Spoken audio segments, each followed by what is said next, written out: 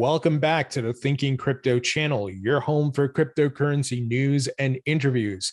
I want to talk about what we can expect in the coming weeks. Bitcoin, I believe, is on an uptrend, and we're going to continue to see the price rise. And then I believe we're going to see a historic alt season. So I want to break down what are the different metrics and different analysts saying, as well as some macro investors talking about specific price points for certain assets. In addition, I want to play a clip from Kevin OLeary, where he's talking about the crypto market outlook. It's some very bullish statements, and he's going to be at the Bitcoin conference this week. So he has the institutional perspective, and I want to share that with you. We also have some big adoption news with Bitcoin and much more that I want to break down for you guys. And I have a surprise for you guys. I have a huge surprise coming tomorrow, so you don't want to miss this. It's for you all who are listeners, subscribers, followers. It's a reward that's coming your way. Now, before we get to it, please go ahead and hit the thumbs up button, leave a comment below, and hit the subscribe button if you're new here. It helps support the channel and it doesn't cost you anything. If you're listening on a podcast site, please give me a 5-star rating. Quick word from our sponsor, and that is TaxBit, which is the leading tax service provider in the crypto industry. This is a service I've been using for years. I use them again this tax season. It makes my life so easy with calculating my crypto gains and losses. I simply connect my exchange accounts. It pulls the data in, spits out the forms. Easy peasy. Definitely check out TaxBit, link in the description. Let's look at the market here. Bitcoin did close on the red for the past week. But as you can see on the weekly chart, it's a very weak red candle. And so far, it is still early to see, predict what's going to happen in the coming week. I actually think we're going to see a green candle week on the weekly chart for this coming week. We have the Bitcoin conference and so forth. So we are certainly in a uptrend, right? We printed some very strong green candles on the weekly charts in 2 weeks in a row. And as we saw in the downtrend, from November into, let's see, I think it was to February, and then we found our bottom, and then we started moving up. We are certainly in an uptrend. We're doing the reversal of what we've been doing for the past, what was it, like 5-6 months or 5 months or so. So I'm expecting new, or I should say higher price points for Bitcoin heading to its retracement peak of about 55, 58K. And then I think we're going to have a historic alt season, guys. We're already seeing altcoins pop off. Now, for the short term, as far as what's going to happen, over the next couple of weeks and so forth, I think Bitcoin is going to go up to 49K. It may hit some resistance there, and it's going to continue to slowly make its way up. And then we could certainly see over 50K within the next 3 weeks. So that's what I'm paying attention to, guys, and certainly waiting for altcoins to pop off as well as that capital flows from Bitcoin into the altcoins. Now, something interesting here, Matthew Hyland, who's an analyst, shared the following: Bitcoin 4-hour MACD bull cross confirmed. So definitely a bullish signal here. And once again, we are in a uptrend. Now, the fear and greed index, what's good about this, it's at a neutral, it's at 48. So we're not obviously in fear or extreme fear. We're out of that phase, right? We're finished the downtrend. We moved sideways, bull support levels. Now we're on the way up.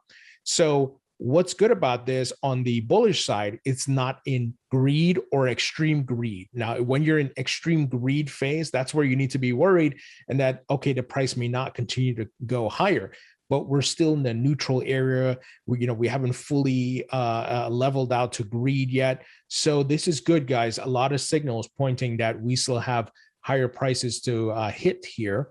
And something Raoul Pal shared yesterday, which I thought was interesting.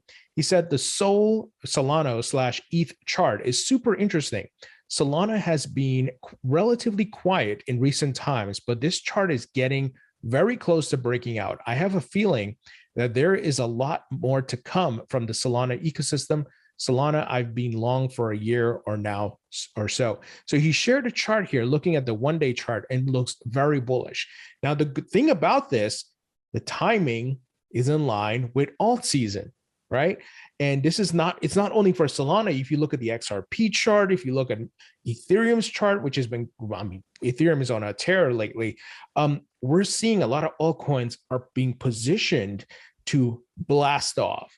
So this is why I'm saying, different factors, Bitcoin trajectory, we're in the uptrend, and it's, usually how the capital flows. And then we have alt season.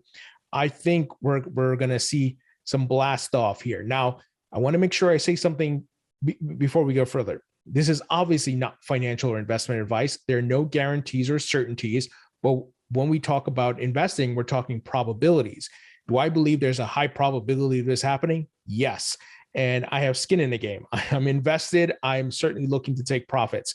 So I am not saying that this is definitely absolutely going to happen. And if anyone else tells you that, they're lying, because ask them for the next week's winning lottery numbers. They have a time machine. They know what's going to happen next week. But based on the charts, we can form our thesis here. And guys, things are looking bullish and looking pretty good on the uptrend. Now, crypto continues to seep into society, into pop culture, into mainstream. And here, and this is probably a paid promotion, but nevertheless, very interesting. Mike Tyson, yes, the Mike Tyson, Iron Mike Tyson, with 5.7 million followers, he tweeted out, "Hey, CZ Binance," so Binance's CEO, "I'm coming for you next week, April 5th. You better be there." And then CZ replies, "Whoa. Will be a true honor to see you. Hope our help desk didn't piss you off or anything. Laugh out loud. DM me. We'll give you my IM." So what is he hinting to? I think maybe they're both going to be at the Bitcoin conference, but we'll see. I'm not sure, or they're doing some sponsorship and promotion with Mike Tyson.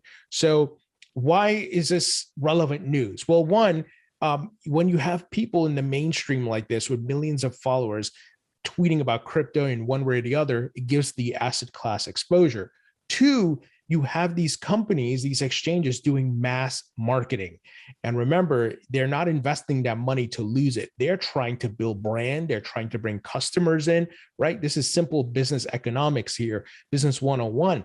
So they're making the investments, which is millions of dollars, like the Super Bowl ads and so forth, sponsoring, basketball arenas, sponsoring teams, football, yada, yada, right?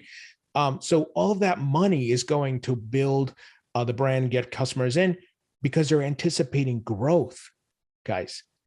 Business 101, they're expecting higher prices. They're expecting more people to come in. So this is why when I see things like this, and remember, these exchanges, you're not just waking up one day and saying, "Oh, let's go get Mike Tyson."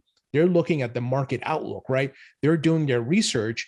And if they don't want to be spending tons of marketing money like this in a bear market where people aren't interested, and the prices are going to keep going lower, because then nobody in the mainstream will care, right? You and I care because we kind of are early adopters. We understand it. But the average Joe, if the price isn't going up, they don't really care, right? I'm not saying every average Joe and Jane, but I'm just talking about the crowd that follows CNBC, Jim Cramer, which is the majority of the population. So you got to read between the lines here, guys. And I work for an exchange, so I know what I'm talking about. Now, here's another example, guys. You guys may recognize some of these faces. So scientist Neil deGrasse Tyson learning about Bitcoin from the best. So apparently they were hanging out with a bunch of folks. We have, their names are escaping me all of a sudden. I just had a brain fart moment. Saifuddin Ammous, there you go, author of the Bitcoin Standard and Fiat Standard. I've interviewed him on the channel. Dan, I forgot his name, Dan from Kraken. But he's a really cool guy. I met him in person. I've interviewed him as well. But the point is, once again, crypto seeping into the mainstream, right? Neil deGrasse Tyson learning about Bitcoin, watch him become a Bitcoiner or a crypto enthusiast. And I'm not sure who this guy is, so I apologize. But it's amazing what's happening, guys. All right. Oklahoma is the latest state to introduce a bill to encourage expansion of Bitcoin mining. I keep telling people, even the Bitcoin haters, whether you love it or you hate it, it's here to stay. And we are seeing mass adoption. We're seeing government, states, and so forth. And usually, as we've seen before, Bitcoin is the door to the crypto market. A lot of folks come in that way, then they go into altcoins. And that is true for both retail and institutional investors. So The Commercial Digital Asset Mining Act of 2022 aims to reduce the expenditures related to hardware and electricity used by commercial mining operations. So this is awesome, guys. These states are going to be competing. We've talked about it, game theory, and they're going to be offering tax incentives for miners, reducing the things that the tax implications and any type of like fees and things like that. And one such example is Texas, where I've interviewed, one of the biggest, I think the largest Bitcoin miner in North America, and that is Whinstone Riot Blockchain. They're creating tons of jobs for the local economy, guys. And people miss that. And a lot of folks in Texas are encouraging it. And I'll be interviewing, hopefully soon, Congressman Pete Sessions, as well as the mayor of Austin, Texas. And we're going to talk about all the stuff they're doing for Bitcoin and crypto and so forth. Now, here's another example. Gas chain with over 100 stations across Australia to accept Bitcoin payments. Now, once again, starts with Bitcoin, then it will go to altcoins. All right, guys, I want to play a clip here from Kevin OLeary. He was recently interviewed, and he's going to be at the Bitcoin conference this week giving a keynote speech to retail investors. Nope. It's going to be a segment for institutional investors. Now, some of you may say, hey, I don't trust Kevin. And we've talked about this over the years, but now he has skin in the game. He's holding a lot of crypto. He is an official investor and sponsor of or spokesperson, for FTX Exchange. So he has skin in the game, and he's giving some really great perspective on the things that he's been doing. And let me play the clip here for you. As crypto goes, and Roy and I are obviously focused on that. I don't think that matters as much as this, what I call 4 vectors of policy coming in crypto right now. Let me walk just through the shopping list. So this is also unprecedented. Number 1, you got the Loomis bill, and it's mostly positive. I've read it. A lot of positive policy in that. Number 2, you've got the executive order from Biden that says we must embrace this and regulate it. Also good news. It could have gone the other way. He could have said we want to make this illegal. Number 3, you've got the SEC talking about carbon audits, and I'll get to that in a moment. That just happened last week. And number 4, you've got this remarkable situation coming out of BlackRock, the world's largest money manager, decrying and talking about Bitcoin mining and carbon credits not aligning. And I think there's a lot of policy in all of that. I think the reason we own so much Bitcoin and Ethereum right now and 32 other positions is I believe this sector will be. Did you catch what he just said? The reason we hold Bitcoin and Ethereum and 32 other positions, he's been very detailed about his holdings. It included HBAR and much more, guys, Polygon, Matic, and so forth. So Kevin is holding a big bag. He's very much diversified, kind of like my portfolio, right? I have XRP, Bitcoin, Ethereum, and then a bunch of other altcoins, Algorand, HBAR, and so forth. So don't miss what he's saying here. I'm going to play the clip again. Be the 12th sector, the S&P, as you pointed out earlier. And I believe that you want diversification. When I own a sector like energy, the S&P, I have no position more than 5%. Well, I have 32 positions on. And my view is simply that Bitcoin is not a coin, it's software. Ethereum is software, Polygon software, Solana is software. All of this stuff is software. So I'm just investing in software development that has the potential to provide productivity, and the market will value it based on its scarcity in the case of Bitcoin, or the proposal of economic increase, like a Polygon, reducing fees and friction, and HBAR being used by Boeing for supply chain management, all of these different scenarios. I don't know which one's going to work, but I don't need them all to work. I just need a few to work, and I'm going to make a ton of money. That's the way I look at it.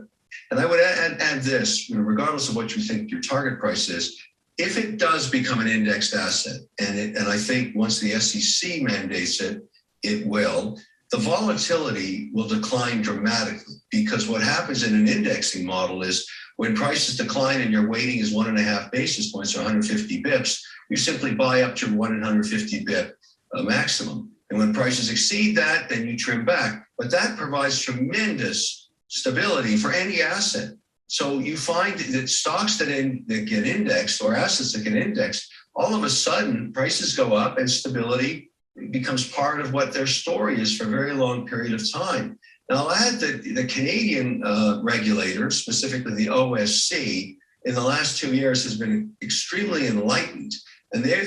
What I believe, this is a personal opinion, and I've said this before, but I believe that all the regulators talk to each other practically every day. But there's a special relationship between the OSC and the SEC because they regulate markets that are so similar in nature.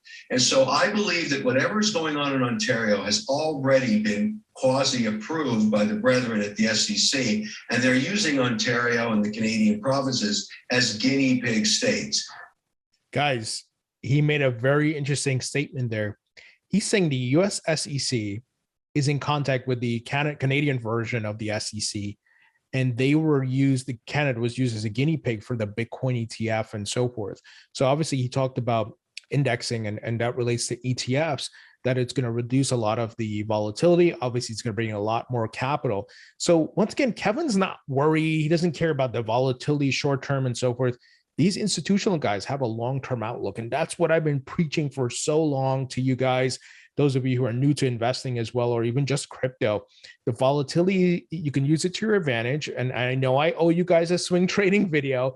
I'll be bringing that out soon.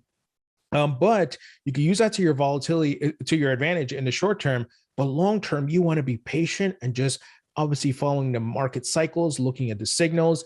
So very bullish statements. And I think he's hinting here that the SEC could be making a move soon because they've seen what the Canadian SEC version has done, and they were the guinea pigs, and they're communicating with each other. So very, very interesting statements. That's what I wanted to play for you guys. And of course, like I said, Kevin's going to be speaking at the Bitcoin conference this week. All right, finally, I want to let you guys know about something, give you a bit of a teaser. The full details will be coming tomorrow. I'm officially launching a social token. More details to come, but this is a reward token for my followers and viewers and listeners. It is not something you have to pay for. It will be distributed to you for your activity on the channel, where you're leaving a comment, you're subscribed, you're tweeting, you're sharing on Facebook. You will be getting tokens, and I will share what you can do with those tokens. You're going to like it.